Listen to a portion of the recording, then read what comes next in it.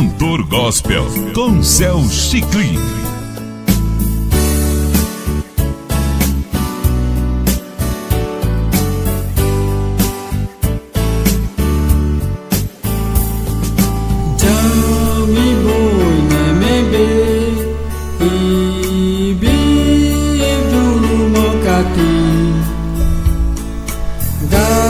Coi qua cảm la grande aja puma na ya de pone ade mungi jamangi ya pumu aje ku te coi qua ku ni ku ya pumu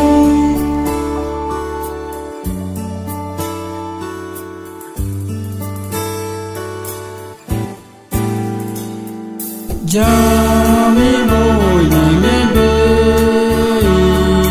bi dulu makati ga koi kwa kam na krani aje ya pumu na ya je pone ale mungi jamangi ya pumu te coi qua ku ni ku ya pumu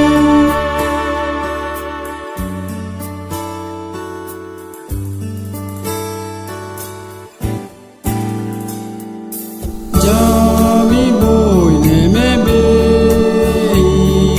bi juru makati ga coi qua kam na krani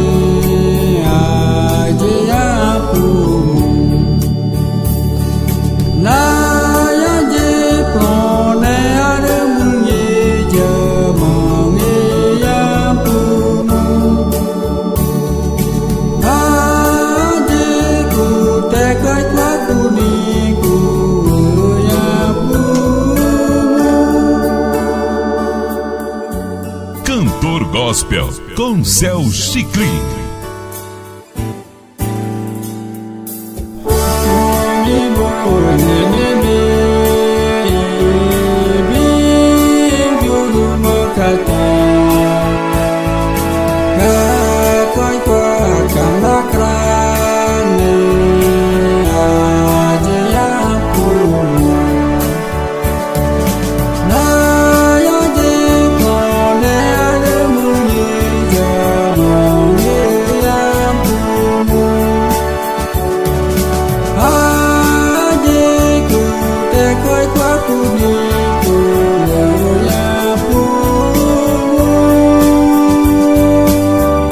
Cantor Gospel com Céu Chiclin.